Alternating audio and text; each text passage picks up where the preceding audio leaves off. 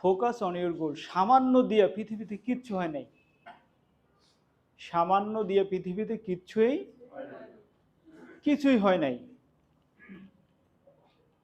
একদিন আল্লামা Jalaluddin Rumi উনি যাচ্ছিলেন সফরে, বনের ভিতর দিয়ে যাচ্ছেন, তখন হঠাৎ করে একটা পাখি দেখলেন। তা পাখির একটু অন্যমনস্ক ছিল, তুমি আস্তে আস্তে আস্তে আস্তে চুপে চুপে যে পাখিটা ধরে ফেলছে। ধরার পরেই তো পাখি নাড়াচাড়া দিয়া, যে ঘটনা কি, এখন জালালউদ্দিন রুমি চিন্তা করে যে সফরে যখন আমরা তাঁবু টানাবো তখন এর কিভাবে খাবো, কাবাব করে খাবো নাকি ফ্রাই করে খাবো, নাকি রোস্ট করব, নাকি ঝাল ফ্রাই করব, না ভুনা করব, নাকি এর সাথে কোনো তরকারি মিলাবো।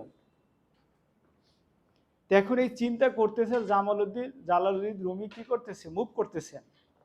তখন পাখিটা হঠাৎ করে বলে উঠলো, কি স্যার হুজুর, জীবনে গোস্ত খান নাই কোনোদিন, মাংস খান নাই, আমার একবার খাইতে হবে, রোস্ট করে খাবেন না ফেরি করে খাবেন, মনে মনে ভাবতেছেন কেন কোনোদিন গোস্ত খান নাই, মাংস খান নাই।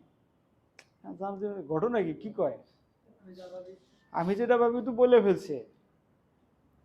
তখন কয় সিদ্ধান্ত নিতেছি কি করে খাওয়া যায়। কয় আপনি একটা কাজ করেন, আমারে খাইয়েন না, আমি আপনার 3টি উপদেশ দেব। কয়টা? 3টি উপদেশ দেব, এই 3টি উপদেশ অনেক দামি হবে। তখন উনি বলে আচ্ছা ঠিক আছে দেও উপদেশ। তখন বলে যে না, আমারে যদি ছেড়ে দেন তবেই কেবল আমি কি করব, উপদেশ দেব। জালালউদ্দিন রুমি বলে যে তা হবে, আগে উপদেশ দাও, তারপরে তোমাকে ছাড়ব। তখন জালালউদ্দিন রুমিকে উনি বুঝাইতে সক্ষম যে তা অন্তত আমি একটা আগে বলি আর বাকি 2টা আমার ছাড়ার পরে বলবো, একটাই অনেক ভ্যালু। আপনি যে মাংস খাবেন আমার কোটি কোটি টাকা ভ্যালু হবে একটা পরামর্শের। তখন আজিম স্যার না তখন উনি কি করলেন, আচ্ছা ঠিক আছে, হাতে বসেই একটু উপদেশ দিল। তখন জালালউদ্দিন রুমিকে বলল 1 নাম্বার উপদেশ, যে আপনি যখন কোনো কাজ শুরু করবেন, আপনার আশেপাশে কাছের মানুষ যে যাই বলুক না কেন, আপনি আপনার লক্ষ্য থেকে লক্ষ্য বিচ্যুতি হবেন না, এবং এন্ড অফ দ্য ডেতে গিয়ে আপনি ফাইনালি উইন করবেন, আপনি যা চাইছেন সেটাই হবে। তখন উনি বললো দারুণ, তো ভালো একটা পরামর্শ। কারণ মানুষের অনেক কথাবার্তা কি সিদ্ধান্ত অনেক সময় চেঞ্জ হয় না। এখন উনি দেখলো তো ভালো পরামর্শ, এখন কয়টা আমার এবার ছাড়েন। তা ছেড়ে দিচ্ছে, ছেড়ে দেওয়ার পরেই তো বেশ ওনার নাগালের বাইরে একটা ডালে গিয়ে বসছে। বসার পরে বলছে যে আচ্ছা 2য় পরামর্শ দাও, উপদেশ দাও। তো 2য় উপদেশ দিল যে আচ্ছা, যে 2য় নম্বর হচ্ছে যে অতীত নিয়ে কখনো সময় নষ্ট করবেন না, আপনি ভবিষ্যৎ নিয়ে আগাবেন, অতীত থেকে শিখবেন। হ্যাঁ, তবে হ্যাঁ, আপনি একটা ভুল কিন্তু অতীতে করে ফেলছেন। কয় কি?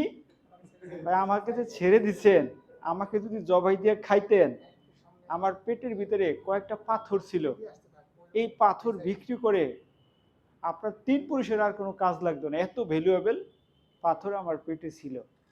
এখন জালালউদ্দিন উতলা হয়ে গেছে, এখন গাছে উঠা পাখি ধরার জন্য, পাখি এই ডালে যায়, ওই ডালে যায়, ওই গাছে যায়। তখন মগ ডালে গিয়ে পাখি দাঁড়াই বলতেছে এই যে ভুলটা আপনি করতেছেন, আপনাকে কিছুক্ষণ আগেই উপদেশ দিলাম যে অতীত নিয়ে কি করবেন না, আফসোস করবেন, আপনি ভবিষ্যৎ নিয়ে আগাবেন, কিন্তু আপনি তো অতীত নিয়ে তো পড়ে আছেন, সামনে কি হবে আপনি সেটা ভাবেন, পিছনের ভুল সঠিক নিয়ে আপনি যদি পড়ে থাকেন তাহলে তো আপনি আপনার লক্ষ্যে যেতে পারবেন না। তখন বলে আচ্ছা তাই তো, এবার জ্ঞান ফুটছে। তখন বলে আচ্ছা না ঠিক আছে, অসুবিধা নাই, তাহলে 3 নাম্বার উপদেশ কি? তখন 3 নাম্বারে বলল, তোফায়েল স্যার 3 নাম্বারে বলল কি জানেন, যে যে উপদেশ চায় না এর উপদেশ কখনো দিতে যাইয়েন না। কি ঝামেলায় পড়ছি? ঝামেলায় পড়ছি কিনা বলেন? আপনারা কি উপদেশ চান? চান সবাই?